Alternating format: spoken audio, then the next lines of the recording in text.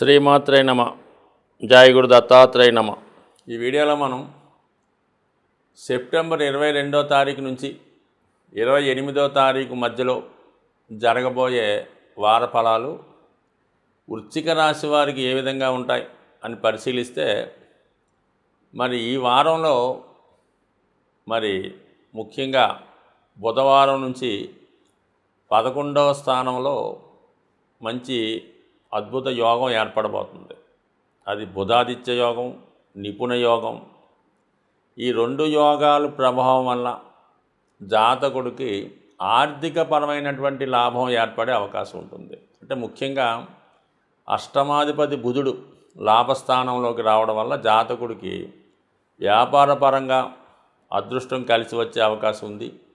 Insurance సంబంధించిన ధనం కానీ, పెద్దల ద్వారా మీకు వారసత్వంగా రావాల్సింది కానీ, ఏదో విధంగా మీకు ధనం అకస్మాత్తుగా వచ్చే అవకాశం ఉంది. రవి ఉండడం వల్ల ఏంటంటే ప్రభుత్వం వలన ఏదైనా ప్రభుత్వ పథకం మీకు రావచ్చు, లేదంటే ఏదన్నా బహుమతి రూపంలో రావచ్చు, స్కాలర్షిప్ రావచ్చు. ఈ విధంగా మీకు రెండు విధాల ఈ లాభస్థానంలో ఉన్నటువంటి రవి బుధులు ఈ వారంలో అదృష్ట ధనయోగాన్ని, ఆకస్మిక ధనలాభాన్ని రావచ్చు.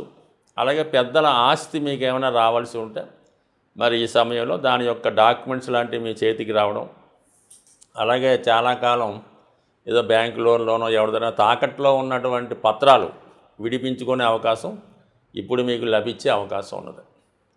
ఇక ముఖ్యంగా ఈ వార ప్రారంభంలో సప్తమ స్థానంలో ఏర్పడినటువంటి గజకేసరి యోగం, ఎక్కువ ఈ గజకేసరి యోగం వృశ్చిక రాశి వారికి ఎక్కువ లాభాన్ని ఇస్తూ ఉంటుంది.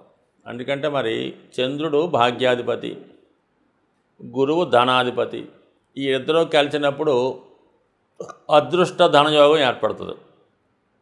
పైపెచ్చు సప్తమ స్థానంలో చంద్రుడు వృక్షక్షేత్రంలో చంద్రుడు ఉచ్చులో ఉండగా గురువుతో కలిసి రాబోయే వార ప్రారంభంలో ఆది సోమ మంగళవారాల్లో ఏర్పడినటువంటి యోగం జాతకుడికి విదేశ అవకాశాలు వచ్చే అవకాశం ఉంది. లేదంటే మీ కుటుంబంలో ఒకరికి ఆకస్మికంగా విదేశ ప్రయాణం కలగవచ్చు. అలాగే మీరు కుటుంబ సమేతంగా ఏదైనా పుణ్యక్షేత్రాన్ని దర్శించడం కానీ, విదేశ ప్రయత్నాలు ఫలించడం కానీ జరిగే అవకాశం ఉంది. అలాగే దూర ప్రాంతంలో ఉన్నటువంటి మీ సంతానం యొక్క అభివృద్ధి మీకు ఆనందాన్ని కలిగించే అవకాశం ఉంది. సో అలాగే వివాహ సంబంధించిన ప్రయత్నాలు అంటే మీకు కానీ మీ కుటుంబంలో వారికి ఫలించే అవకాశం ఉంది. ఈ సమయంలో ఏదైనా పెళ్లి చూపులు లాంటివి ఏర్పాటు చేసుకోవడం కానీ, అంటే ఒకరికొకరు కలుసుకొని మాట్లాడుకోవడం కానీ ఇలాంటివి కూడా జరిగే అవకాశం ఉంది. అయితే టెక్నికల్గా మనకి ఈ మహాలయ పక్షాలు అంత మంచివి కాదు, కానీ ఇది అందరికీ పాటించరు కదా.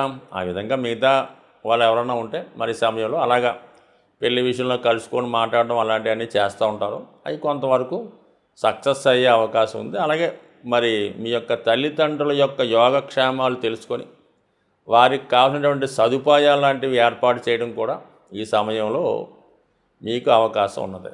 ఇక అష్టమ స్థానంలో కుజుడు, ఆ కుజుడిని ఈ వారంలోనే బుధ గురువారాల్లో చంద్రుడు కూడా అష్టమంలో సంచరిస్తున్నాడు. అంటే ముఖ్యంగా ఈ రాశివారు బుధ గురువారాల్లో ముఖ్యమైనటువంటి పనులు వాయిదా వేసుకోవడం మంచిది.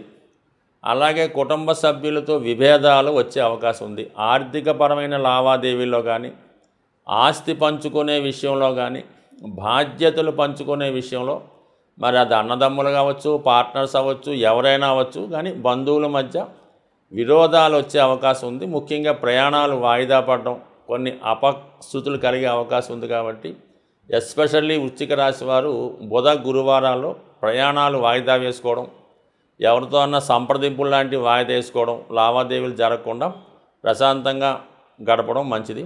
దాని తర్వాత శుక్ర శనివారాల్లో జాతకుడు ఎక్కువగా మిగతా ఆగిపోయిన పనులు పూర్తి చేయడం, అలాగే ఎక్కువగా ప్రయాణాలు చేయడం, పెద్దవారిని కలుసుకోవడం ఇవన్నీ కూడా జరుగుతూ ఉంటాయి. శుక్రుడు 12వ స్థానంలో సంచరించడం వల్ల ఇంచుమించుగా ఈ వారం అంతా శుక్రుడు 1000 స్థానంలో ఉంటాడు. సప్తమాధిపతి 1000లో ఉన్నాడు. శనితో కోణ దృష్టి ఏర్పడడం వల్ల ఈ రాశిలో ఉన్నటువంటి స్త్రీలకి ఏదైనా ఉద్యోగ అవకాశాలు లాంటివి వచ్చే అవకాశం ఉన్నది. ముఖ్యంగా మీరు ఏదన్నా ఒక స్థిరాస్తి కానీ, విలువైన అసెట్ కానీ, వాహనం కానీ ఏదో ఒకటి అమ్మడం వల్ల దాని ద్వారా కొంత ధనం సమకూరడం, మళ్ళీ మీరు కొంత ధనాన్ని సమకూర్చి మళ్ళీ గతంలో కన్నా కొద్ది ఖరీదైన వాహనం కానీ, ఖరీదైన గృహం కానీ ఈ వారంలో కొనే అవకాశం ఉంది. అలాగే మీ యొక్క సౌకర్యాలు పెంచుకునే ప్రయత్నం చేస్తారు. గృహంలో అలంకరించుకోవడం కానీ, విలువైన వస్తువులు సమకూర్చడం కానీ, మొత్తం మీద అంటే మీ యొక్క జీవన విధానంలో మీ లైఫ్ స్టైల్ పెరుగుతుంది, ఖర్చులు పెరుగుతాయి. చూసిన వాళ్ళు అసూయపడే విధంగా మీ అభివృద్ధి ఈ వారం ఉండే అవకాశం ఉంటుంది. ప్రస్తుతం మనం మహాలయ పక్షంలో ఉన్నాం కాబట్టి ఈ వారంలో అంటే రాబోయే ఈ పక్షం అంతా కూడా పితృదేవతల్ని ఆరాధించే సమయం.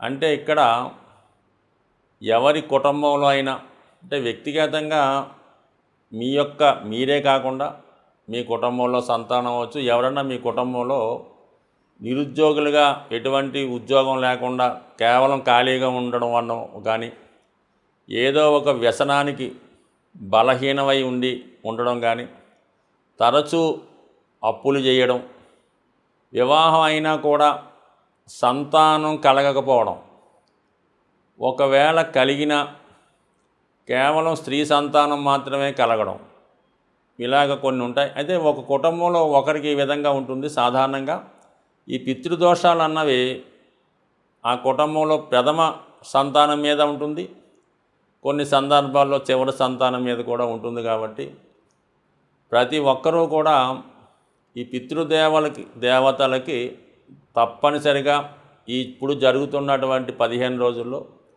మరి మీ పెద్దవారు మరణించినటువంటి పుణ్యతిథి రోజున ఎవరికన్నా మరి తగు విధమైనట్టుగా ఆ కార్యక్రమం పూర్తి చేయడం.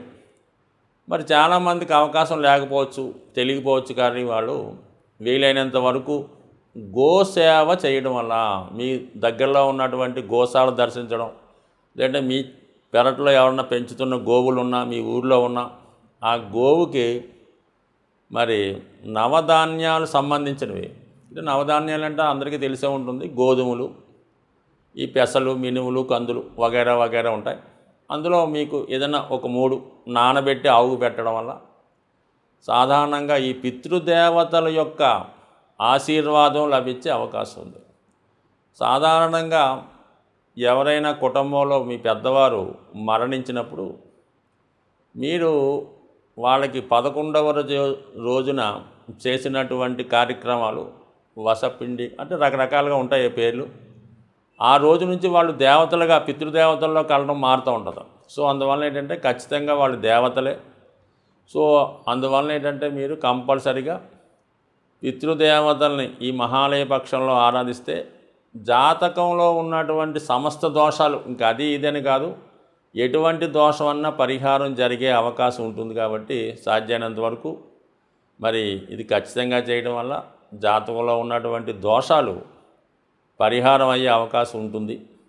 అలాగే మరి ఈ సమయంలో ఇంకా బాగా ఇబ్బందికరంగా ఉంది, ఇంకా మన వల్ల జీవితం ముందుకు వెళ్ళడం లేదు అనుకున్న వాళ్ళు మరి మీరు మీ యొక్క ఈ జన్మ నక్షత్రం రోజు కానీ, జన్మ తిథి రోజు కానీ, పుట్టిన వారం అంటే ఏదో మంగళవారం బుధవారం పుడతారు కదా, అటువంటి రోజున గోశాలని దర్శించి మీ యొక్క వెయిట్ ఎంత బరువు ఉంటారో ఆ బరువు వెయిట్ చూసుకోండి. ఆ వెయిట్కి తగు విధంగా మరి పశువులు ఏదైతే అక్కడ ఉన్నటువంటి గోవులు తినే ఆహారాన్ని మీ వెయిట్కి ఎంత ఖరీదు ఉంటుందో అక్కడ ఉంటుంది. ఆ ధనం ఆ గోశాలలో డొనేట్ చేయడం వల్ల మీ యొక్క సమస్యలు పరిహారం అయ్యే అవకాశం ఉంది. ముఖ్యంగా ఆర్థికపరమైన సమస్యలు ఉన్నవాళ్ళు పచ్చగడ్డి మీ వెయిట్ తగ్గ ఇచ్చి ఆ పశువులతో తినిపించడం వల్ల కంపల్సరీగా మీకు ఆర్థికపరమైన సమస్యల నుంచి బయటపడే అవకాశం ఉంది. స్వస్తి.